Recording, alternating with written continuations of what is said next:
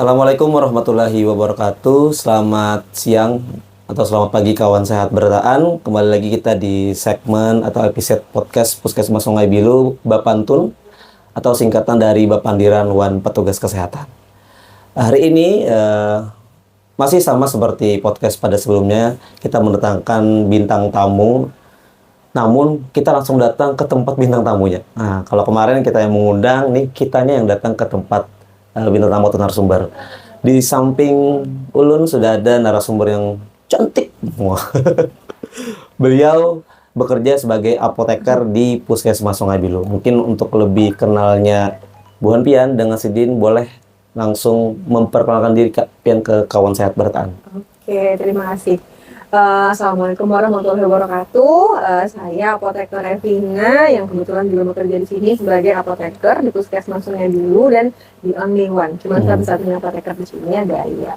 Satu-satunya di Puskesmas Sungai Bilu. Oke, Kakak bekerja di Puskesmas Sungai Bilu udah lama Kak? Udah sejak 2015. Untuk 2015 kurang lebih 8 mungkin tahun. 8 tahun ya Kak. Oke, banyak. Berarti udah sangat banyak nih pengalaman bekerja sebagai apoteker di Puskesmas. Ya, karena setiap hari adalah pengalaman dan pembelajaran. Gokil, keren. Oke, jadi kenapa hari ini kawan sehat bertahan Ulun mendatangi narasumber kita apoteker, karena video ini dibuat pada saat kami di hari pertama bulan puasa. Nah, pada bulan puasa biasanya banyak pertanyaan-pertanyaan dari masyarakat itu menanyakan perihal atau terkait dengan bagaimana sih cara minum obat yang benar pada saat bulan puasa atau pada saat berpuasa. Nah, agar jawaban itu tepat dijawabnya, makanya saya langsung mendatangi apoteker di Puskesmas Sungai Bilu. Mungkin bisa langsung Kak dijelaskan sebenarnya bagaimana sih tata cara minum obat yang benar pada saat bulan puasa. Karena yang Ulun tahu ataupun kawan saya tahu yang di lain, bahwa minum obat itu 3 kali sehari ya, pagi, siang, malam. Gak mungkin pagi, malam, ya kan? Gak mungkin juga pagi, malam, subuh. Nah, pagi-pagi ya. Bisa pagi, atau malam, nah, 1 kali sehari itu ya. Kalau 4 kali sehari itu tambah aneh lagi. Nah, pada saat bulan puasa, bagaimana sih cara minum yang benar itu, minum obatnya, agar terapi yang diberikan oleh dokter itu bisa tetap kita dapatkan. Mungkin bisa dijelaskan untuk kawan sehat bertahan. Oke, langsung dijawabnya. Iya Kak. Sebenarnya bulan puasa itu nggak mengurangi jatah dari minum obat yang seharusnya. Kalau 1 kali sehari mungkin tetap sama ya. Mungkin cuman diatur aja apakah setelah buka puasa atau sebelum tidur atau saat sahur. Kalau 2 kali sehari juga sebenarnya sama aja juga buka puasa dan sahur. Nah, kemudian kalau 3 kali sehari, nah kalau misalnya obat-obat yang hanya meringankan gejala, contohnya kayak paracetamol ya, itu sebenarnya nggak ada ketentuan baku dia harus minum 3 kali sehari. Sebenarnya adalah ketika gejala itu datang, demam datang, minum obatnya, intervalnya misalnya setelah 6 jam, mulai diminum lagi. Kalau misalnya paracetamol nih, dengan 2 kali sehari aja cukup, misalnya sahur dan buka puasa, itu oke, nggak masalah, nggak harus dipaksakan 3. Tapi kalau misalnya kayak obat yang wajib banget minum 3 kali sehari atau 4 kali sehari ya, contoh kayak amoxicillin nih, antibiotik itu kan harus 3 kali sehari. Harusnya tiap 8 jam dong. Nah, kalau misalnya lagi puasa, gimana cara minumnya? Nah, jadi sebenarnya itu sudah sesuai dengan kesepakatan dan sudah dirilis juga oleh Kementerian Kesehatan. Kalau untuk 3 kali sehari itu minumnya saat buka puasa, saat sebelum tidur sekitar jam 10 atau jam 11 malam, sama yang terakhir saat sebelum sahur atau sesudah sahur. Itu boleh. Nah, terus gimana nih kalau misalnya obatnya 4 kali sehari gitu. 4 kali sehari tetap boleh puasa, tetap bisa puasa dengan melanjutkan pengobatan itu. Jadi saat buka puasa, saat sebelum tidur tadi jam 10 malam, jam 1 dini hari silakan dipasang alarmnya, sama saat sahur gitu. Artinya tidak tetap minumnya 3 kali sehari ataupun 4 kali sehari. Kalau yang 1 kali sehari kan tidak masalah. Bisa di saat sebelum tidur ataupun saat sahur, sesudah sahur. Tergantung obatnya. Tergantung obatnya. Kalau yang 2 kali tidak masalah juga. Tidak masalah Karena waktu puasa emang makannya pagi dan atau buka puasa dan pada saat sahur. Yes. Yang jadi pertanyaan itu 3 kali sehari dan bahkan ada yang 4 kali sehari. Iya, betul. Nah kalau yang 3 kali sehari mungkin ulang kira-kira. Jadi minumnya habis Buka buka puasa, sebelum tidur biasa mungkin habis tarawih jam 10 jam 11-an. Yes. Kemudian sesudah saat sahur ya. Saat sahur itu minumnya kalau 3 kali sehari. Kalau yang 4 kali sehari ada plusnya di jam 1 tadi ya, Jam Kak? 1 dini hari. Berarti emang harus mengingatkan tetap minum obat yang 4 kali. Cuma pada jangka waktu dari sore sampai ke subuh tadi. Iya. Mungkin seperti itu, Kak. Yep. Oke. Itu terkait dengan minum obat ya, Kak. Nah, kira-kira, Kak, selain minum obat, apakah menurut Kakak ada obat-obat yang bisa digunakan pada saat kita berpuasa? Jadi tidak membatalkan. Kalau obat minum kan otomatis itu yang kalau kita minum otomatis kita batal puasa kan. Ya. Tapi apakah ada nih obat-obat yang bisa digunakan dan kita tetap terjaga puasanya, Kak? Iya, maksudnya kan mungkin obat yang tidak membatalkan puasa ya. Iya, iya. Nah, kalau misalnya obat yang diminum secara oral lewat mulut kan udah pasti tuh membatalkan puasa. Kecuali Karena- jam yang kayak tadi Yes. diaturnya. Maksudnya saat puasa nih, Iya. membatalkan puasa dong kalau Iya. kita masukin makanan Iya. ke dalam mulut. Iya. Tapi sebenarnya ada loh obat-obat yang nggak membatalkan puasa, yang kayak salep itu udah pasti enggak ya, karena dia di kulit. Iya, ya. dioles ya, bukan Dioles, ditelan. nggak ditelan. Tapi memang ditelan. Kurang kerjaan. Nah, kemudian yang kedua obat tetes-tetesan tuh, tetes mata, tetes telinga, tetes hidung. Walaupun dimasukkan misalnya ke dalam lubang, tetap tidak membatalkan puasa karena tidak dinikmati kan.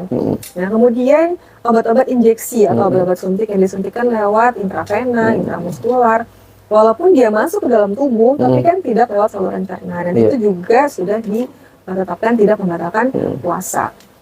Kemudian juga untuk obat-obat kumur, walaupun masuk mulut tapi tidak ditelan. Kalau ditelan batal. Iya dong. Dan yang pasti jangan dinikmati. Iya. Gitu. Selain itu lagi, Kak? Satu lagi. Ada lagi? Ada. Ada obat yang dia diminumnya atau digunakannya di bawah lidah. Sublingual. Jadi kayak obat-obat jantung itu contohnya isosorbit nitrat, dia kan dimasukin ke mulut tapi di bawah lidah.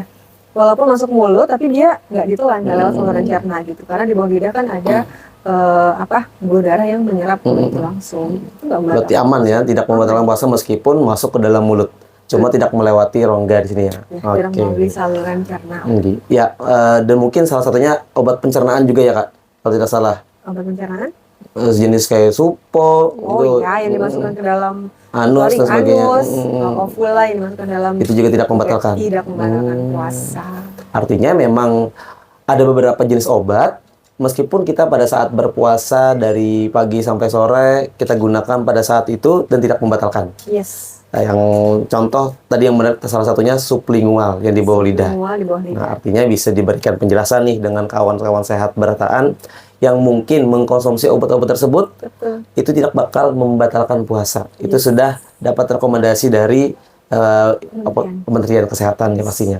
Dan juga tadi satu yang menurut Ulun juga penting yaitu pada saat kita menggunakan suntikan ya Kak, imunisasi. Nah, vaksinasi juga tidak membatalkan, betul Kak? Tidak. Oh, tidak membatalkan artinya kita bisa tetap melakukan imunisasi atau vaksinasi pada saat bulan Ramadan atau bulan puasa. Ya, mudah-mudahan kawan sehat beratan sudah vaksin COVID beratan Kak Ai. Selama persediaan ya, masih. Selama persediaan masih ada, silakan kawan sehat kalau hendak melengkapi sertifikat vaksinnya di aplikasi Lain Peduli Lindungi. Namanya aplikasinya Satu Sehat sekarang.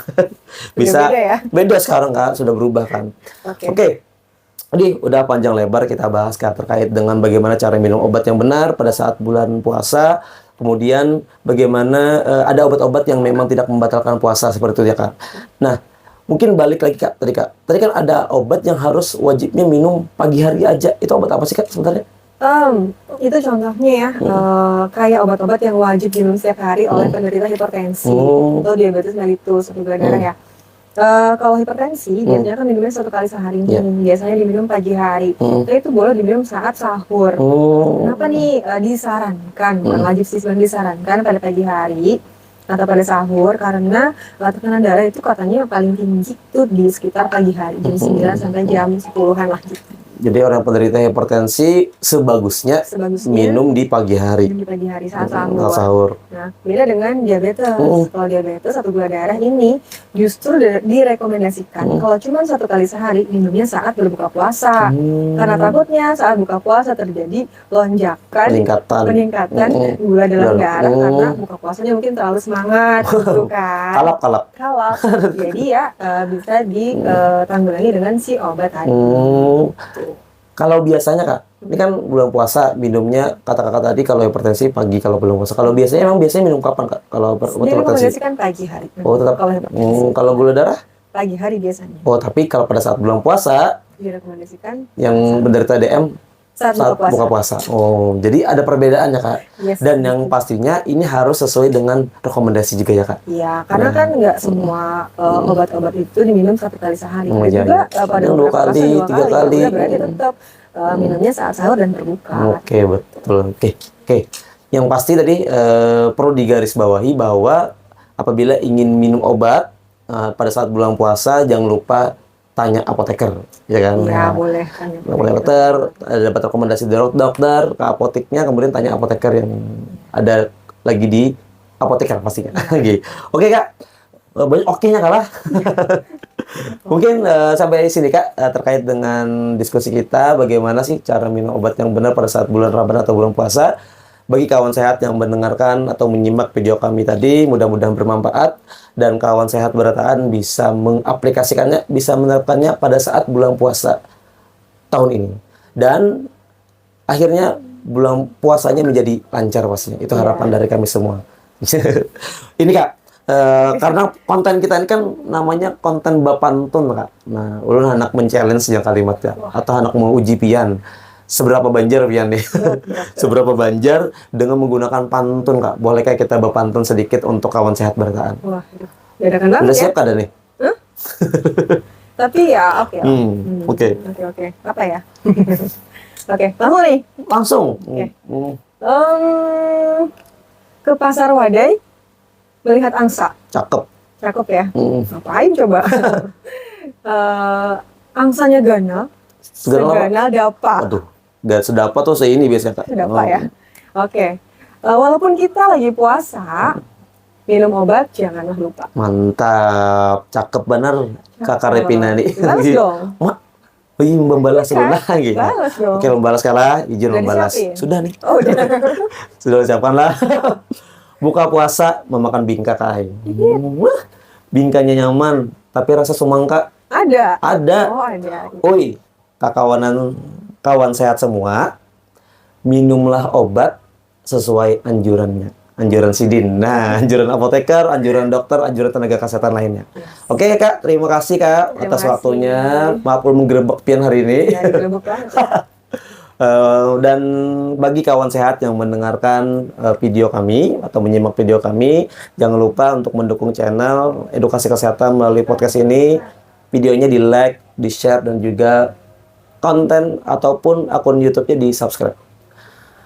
Sampai jumpa lagi kawan sehat bertahan di konten edukasi lainnya, dan ciao, bye bye.